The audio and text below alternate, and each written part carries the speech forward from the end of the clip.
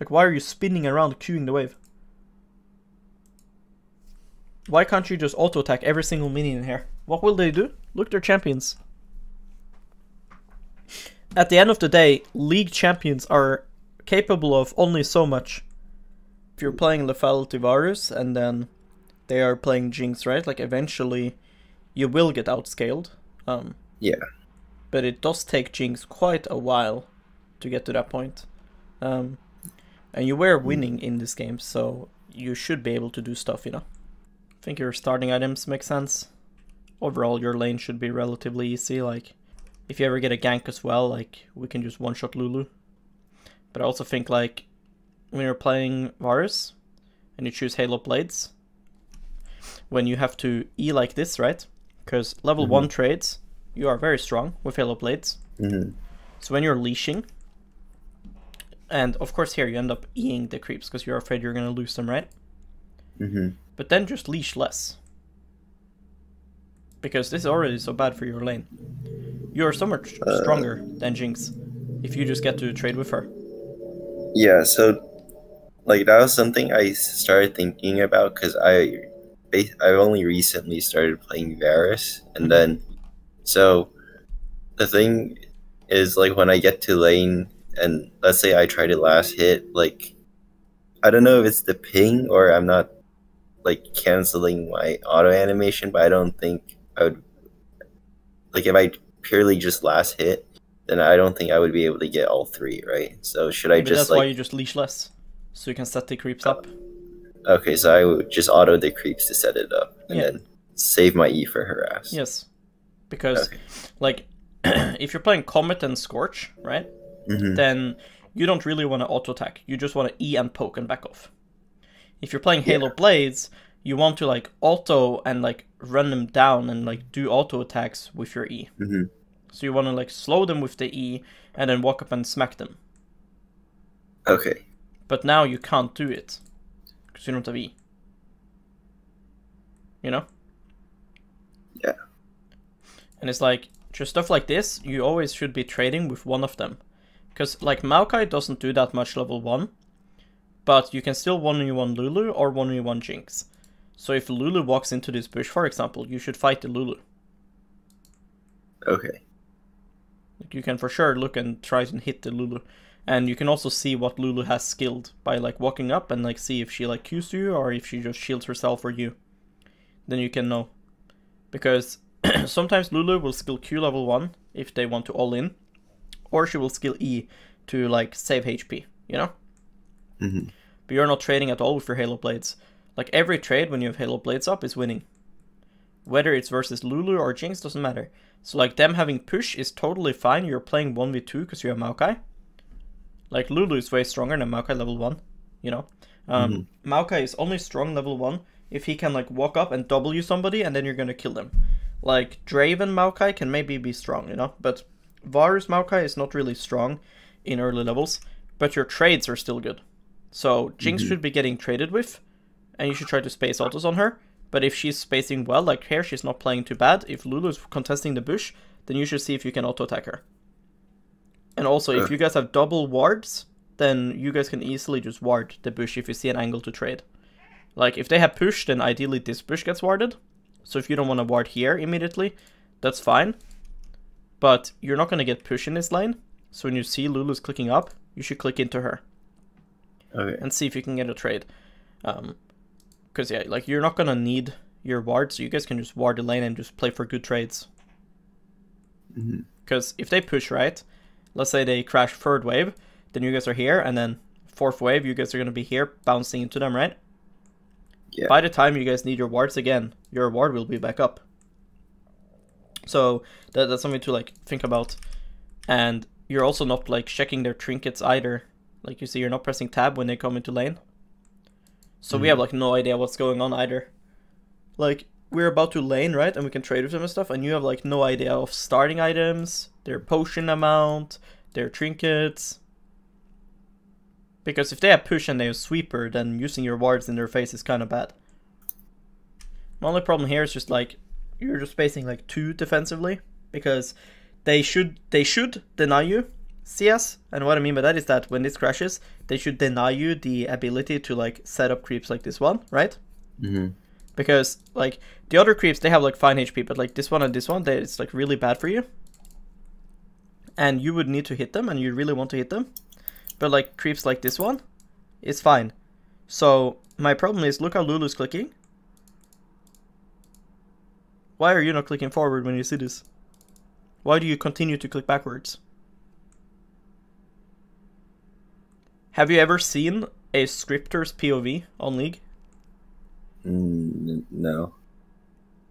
Okay, so they have like circles around every champion where they see their range, okay? So this is what I kind of want you to like imagine when you're playing, because how you're clicking makes sense if this is a blitzcrank, right? But if we picture Lulu, Lulu could have E and Q here, right? That's probably what she has. So if she has Q, it's like here, right? And then E is like actually like somewhere around there too, like a circle like that. And so it's like, if they click back, why don't I click forward? So I can see if I can hit this. Instead of for last hits. Okay. The moment that they are not inside of their range to bully you, you need to click forward and try to make them punish you. And if they respond correctly, like you click forward and they click forward, then you just click back again.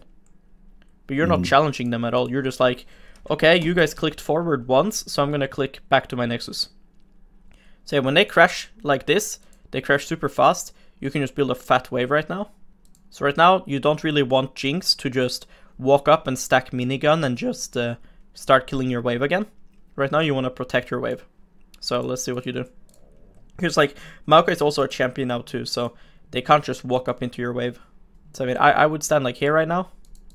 And another reason to stand there is like to bait out saps as well, because you constantly just want to bait out skill shots, like standing on the side of the creep so you can see if there's an angle to, you know, just go back and forth of the creeps. Like, of course, you don't want to get cannon autoed by Jinx for free and just get splashed on all the time, right? But that is like just situational. Like, she's gonna click forward, you're gonna click backwards, and you're gonna look for stuff. But yeah, I just think like the way that you're trading is just like not good, because here Lulu ends up using Q. Here Lulu uses Q, right? Yeah. Q and E. Why are you Eing her? Because you are playing Varus as if you are playing Comet, you know? Like, you skill W. Why is W good? For the pass it, like the 3-hit. Right. So why are you trading like this? You seriously think you're gonna lose to Lulu 1v1 when you have Halo Blades and you can auto-attack her 3 times here? Because like the way you're clicking in lane doesn't make sense. Look, you click into Lulu, but then you don't fight her. Shouldn't I click here if I'm scared of Lulu? Because you shouldn't be scared of Lulu, but you are scared because you're not autoing her. Look where Jinx is. This is not how bot lane works. Lulu and Jinx should be connected together. If Jinx is here, you can never stand here and fight Lulu, right? Make sense? Yeah. So Lulu is completely trolling because look where Jinx is and look where Lulu is. So you should challenge the Lulu, hit her, and kite away from Jinx, right? But if you look how you're playing, you walk up to Lulu, but you don't fight her. So it makes no sense. Because Lulu won this trade. Because you're playing poke versus a fucking mage. But if you just smack her 3 times in the face, and then press E, you will win the trade. Even if she will get to auto-attack you once or something. So the only thing I would ever be scared of when I'm fighting level 3 to level 2 is their jungler, right? Yeah. So at this moment, I should be like, okay, I want to get level 3, where's Ivern? And I should be looking at my mid-map. Now I see Ivern mid. I should ping on my way and click forward. But you're like so scared. You're pressing E and clicking backward. Why do you think you do this? If we lose that, we should never play our champs again. Because I'm pretty fucking sure a Yuumi with lethal tempo and longsword here at level 3 will also win this fight. You know what I mean? Like, yeah. Your champ has to be unreal dog shit to lose as 2 champions with a level lead. Because like level 11 versus level 12, it doesn't fucking matter. But level 3 versus level 2, you have an extra spell. So I mean here, you can base, but you also don't need to, you know? Like, you can base for 2 swords, but the problem is Jinx died really early, right? So you need to always pay attention to this. Because when she's spawning, she's gonna get the bullshit movement speed thing, right? Yeah. And she's just gonna run back to lane. And so the thing is, if you one-shot this wave, she's gonna get a lot of CS, because she's already like halfway back to lane right now. So when I look at this, if I see this wave, and I just only last hit, okay? Let's say only last hit. Then I can possibly deny this cannon, right? Yeah. But if you guys now just one-shot this, Jinx is just gonna come to lane now. And now you will see Jinx will just come. And she will just farm. Oh, who's in lane? Jinx, right? Yeah. So like, okay, you base now for 2 swords. Sure. But what do you do now if Jinx just cannon autos this, runs up the lane, and then just pushes the next wave? Then you are gonna lose some CS and she got all the farm, right? Right. So it's like, you gotta really ask yourself in these cases, like, do I really need my base? Because Maokai has enough mana to play the game here. So who does this base benefit? Like, this is your biggest problem. Watch. You come into lane and you freeze. When you do something, I need you to know why you're doing it. Because if you're freezing, there's many reasons to freeze. 1, you freeze to stay safe. 2, you freeze to set up a gank. Okay? 3, you freeze to hold a wave for your support to get XP for his 6th, for example. 4, you freeze to all in. Which one do you think you guys are freezing for? 4. Exactly. So how can you tell me that, right? You tell me that, and then you do this. Look. Jinx walks up and hits you. And you don't fight her. What? Bro. Bro.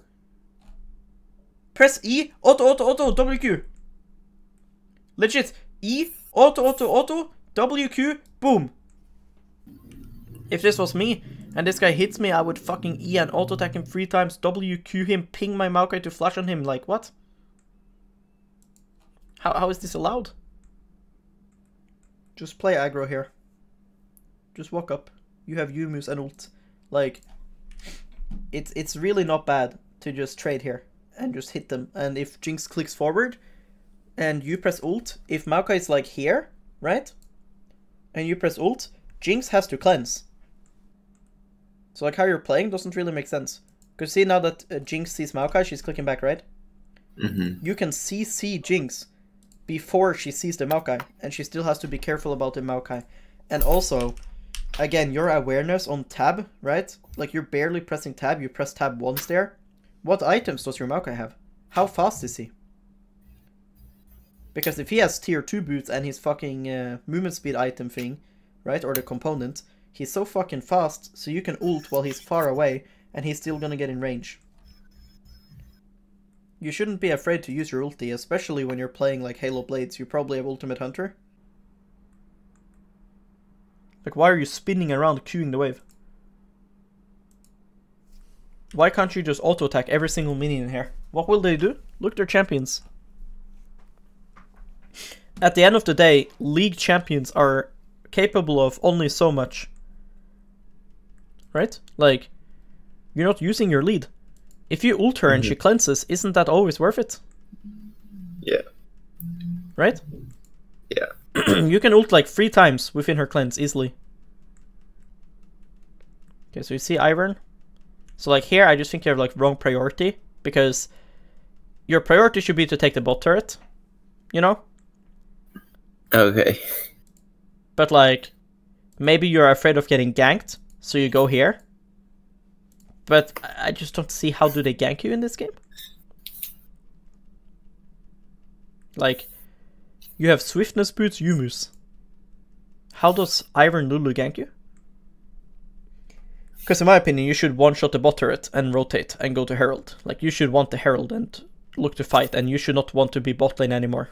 You should want to be on the center of the map. You are fed as Varus. Like, right now, when you are bot lane, you are either gonna, one, make Maokai be here with you, which makes the map really troll, because Herald is up, right? Mm-hmm. If Herald is up and you have 2 people laning bot lane, isn't that a bit inefficient? Yeah. Because if Lulu leaves the Jinx, right, then they can have 4 people on top side, right? And your team is free. So ideally, if you notice here when you die, right, and you notice, oh, Herald is up. Why don't I, as AD carry, go to mid lane? Then I can go to Dragon, but I can also go to Herald. Why don't Teemo just go to bot lane here? Why don't you click mid? There is the exact same type of minions here as there's gonna be on bot lane. Teemo is already bot as well. Why are you going bot lane? So imagine you are mid now. You would be farming the same fucking cannon wave. But you are in the middle of the map, so you could just push this mid wave and then you can go and hit Herald. So basically every time it's about to be 14 minutes, you want to make sure that you are mid lane. There's going to be some very specific cases where it's maybe better for the ADC to be side lane. Like maybe you have a mid like Seraph or something and you are playing an ADC that's very safe on side lane, like stuff like Seri or maybe stuff like Vayne, you know? Then maybe you'd still go side lane, but now the map is so fucking disgusting. Because your Udiri wants to do Herald. Nice, good, you're getting Cyrilda. Cyrilda is really, really good this season, because it's lethality as well.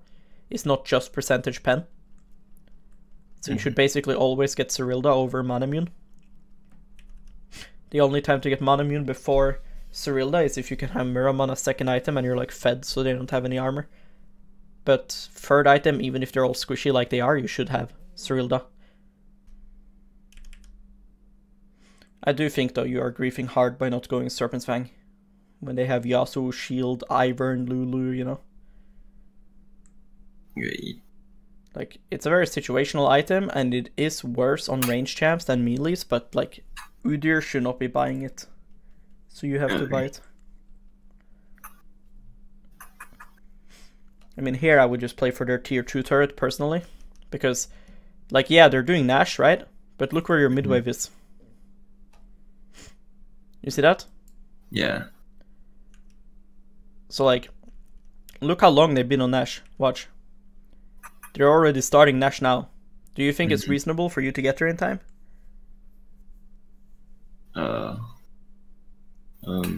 No. Right, it's like very rare for you to like get here in time when there's a crit AD carry hitting the Nash. So especially now at this point, just go mid. Then you're at least gonna get the mid turret. Okay. Because like now you're just not gonna get anything. Like it's not your job to chase them. Udyr is chasing them. You don't need 2 people to chase them.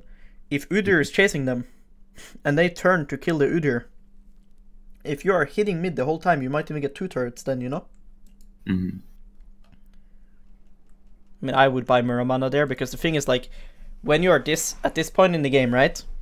So, let's say, hypothetically, Edge of Night is better than Muramana, which I don't think it is. I think that, at this stage, versus their comp, nothing is threatening you. Okay? So, like, what I mean is, like, if you're playing Lethality Varus, and they have a Malphite, fair enough, you can go Edge of Night, right? Because, for his ulti, right? Yeah. Okay, let's say they have a Karthus. You can go Edge of Night for his ulti, right? Makes sense. But like, what item are you looking for? Because if you buy Muramana right now, then you have an immediate spike. Right? Why are you stalling your items? And then also getting an item you don't even need. Why do you need Edge of Night this game? So like, I don't know all the lethality items, so I mean, sure, but time to learn them if you're playing Varus. Yeah. Because you should just buy Muramana here and come on this mid wave with an item spike. Instead, now you're so much weaker than you should be. And your next item is piss in this game. You do not need Edge of Night. And stop clicking on top of your teammates. Why do you all end up in a line here? And you guys can get triple knocked up by Yasuo, triple fucking stunned by Anivia. Go on the side, bro. Look. Okay. When Echo walks up here, go to here or go to here? Okay. You shouldn't think about, oh, I'm gonna tank the tower. Bro, Echo is already running into their tower. Because this is super troll. Look this freeze frame. Look your team. Yeah. This is how you get insta-aced. And the same thing here when your team is doing Nash, right? Like, you should ask yourself, like, okay, what's the plan? Because if you see them start to enter now, you should poke them. You're not gonna get Nash because of one extra Q, you know? It's like you queuing and Wing the Nash and stuff is so useless. Like here, their jungler is dead. So just auto-attack this shit. Use like 1 E or 2 E's, but you should not be like locked camera QWing this and then letting this guy walk up. Okay. What if this Q now hit 2 people? Right? Imagine this scenario. So now Yasuo walks up. And he lands Q on both of these. And then he ultis. And then Anivia Qs them both. And they both die to Anivia and Yasuo, you know? But you could just stand here on the side here. After you start to hit it. So like here, hit it. Now you could start going down, giving your team vision. Then your team would never stack like that. Because they would see them, right? And then you would be firing Qs and stuff at the Yasuo. And then this would never happen. But nobody of your team is like giving vision. Teemo is like standing AFK in the pit. You can be a human ward, but you're so tunneled on the Nash. One thing to consider in these cases here, right? Look. So here. You have 2 options. You can go and you can hit this tower, which is fine here, because the guy that's next to you is your support Maokai. Yeah. But you can also go here and just push this. And then you can go here. Okay. Look at their death timers. You are not ending the game here. Okay? It's not happening. You're not ending the game with 2 people here. It's not gonna happen. So when you win this, your first thought should be, how do I end the game? And then you should realize, I can't end the game. So in my opinion, you should go bot lane. Because the main thing that matters is which inhibs you get. Okay? Getting bot inhib is way more important than mid inhib. If you go and you commit for this mid inhib, and then you go bot lane, you're not gonna get both. Their team will spawn in time and chase you down. You know? Does that make sense? Like, look, imagine, so just play, let's see what happens now. Watch. You guys hit this, right? Can you go bot now and get bot inhib? No. No. So that's a problem. Because mid inhib is not worth more than the bot inhib. You should blue trinket though. Like, before you're queuing here, you should cast your blue trinket right now. Before you're releasing your queue. Okay. Because you're just flipping completely. And you should not prioritize Yasuo. He probably has lifesteal, you know? You should prio Anivia, Lulu, and Ivern. Okay. You know, like, this Yasuo, it probably has lifesteal. Like, I would assume. And you should just be continuing to poke the Ivern and stuff. Because it also helps your Echo and stuff like that. Because they're gonna like flank the Ivern and stuff in fights, you know? So if you make Ivern low from your poke, it's gonna help them more. I mean, if you're really fucking good here, you can R-flash him right now on his landing spot. You can R-flash him here right now. Because like right now your mindset should be to make a pick. So even though you're playing ADC and you're like, oh, I don't want to flash and engage, right now you should just flash ult this guy. And he's just dead. If they lose their Ivern right now, their game is over. Don't you think so? Yeah. You guys will siege them for like 60 seconds or whatever the death timer is. 60 seconds with fucking triple inhibs and Baron. And they're fighting 5v4. So the fact that you are not willing to R-flash this guy is fucking crazy. All you need is for one of them to die. Then they can't sit and defend. Because the more you wait, the worse it'll be. They're farming triple inhibs. Yeah. Because, like, of course, like, yes, your skill shots are bad. Like, here, you missed the Q and you missed the fucking ult, even though you're point blank, right? But it's like, these things, I can't fix that. I can't tell you to hit your spell. Yeah. But what I can tell you is that your mindset is wrong. When your Echo is about to hit your Nexus turret and you're afraid to kill the Anivia, it's crazy. Right? You meet the Ivern alone in his jungle, and you are not willing to flash on him and one-shot him. It's just completely wrong mindset, you know? Like, when would you decide to go one over the other? Like, do I just go on hit if it's like tanks or... So there's two reasons. One is for lane and one is for team fights. Because for your lane, it's almost always better to be lethality. And the only question is Comet or Halo Blades. Because, for example, like, if you're going lethality Varus and you're against something like Kalista, Halo Blades is better than Comet. Because you're playing all-ins in that matchup more, you know? Yeah. Whereas if you're playing Varus versus, like, Ezreal, Caitlyn type of things, you might play more Comet. Especially if your support is something like a Syra or a Seraph. So it very much depends, how does my support want to play? And how is teamfights going to look? And how is the lane going to be? Because if my support is stuff like Karma, Syra, Seraph, they will always want you to be lethality. But sometimes you're playing something like Varus Karma, and then their fucking team comp is like this.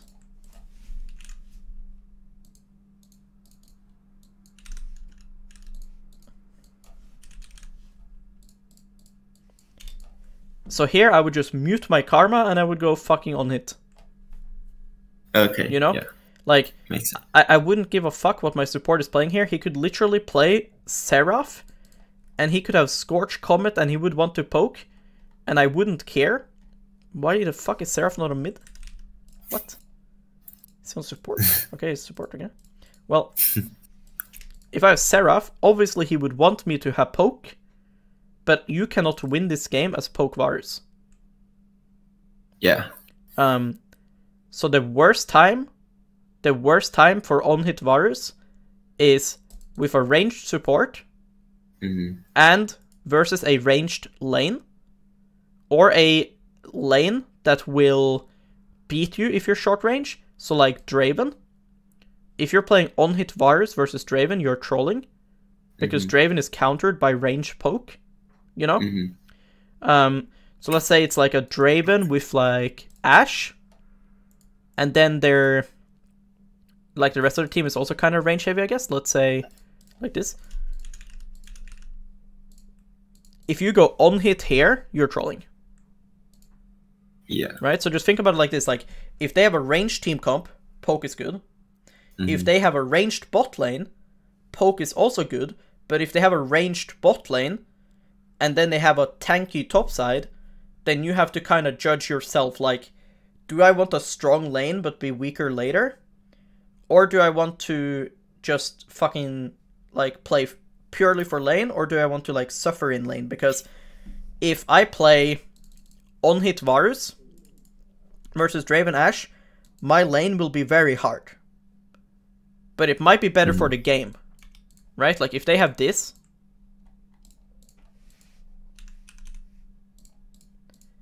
It'll be better for the game if I'm on hit. But my lane might be so fucking unplayable that the game will be worse. Right? Yeah. So that's a judgment you have to, like, always have. If you have a hook support, they will make your on hit slightly better. But that doesn't mean lethality is worse with on hit. I mean, with hooks, like, you can easily play, like, lethality Varus with Pike. But... the hooks will help you play on hit. Does that make sense? Yeah. But the main thing I would consider is just like, how will my lane be? Because in basically almost like every single case, lane is better if you're poke. And how will the game look? Like, can I actually kill their Nexus if I go poke? Because some games I think you can't. Some games you actually need to be on hit Varus or you actually can't win the game.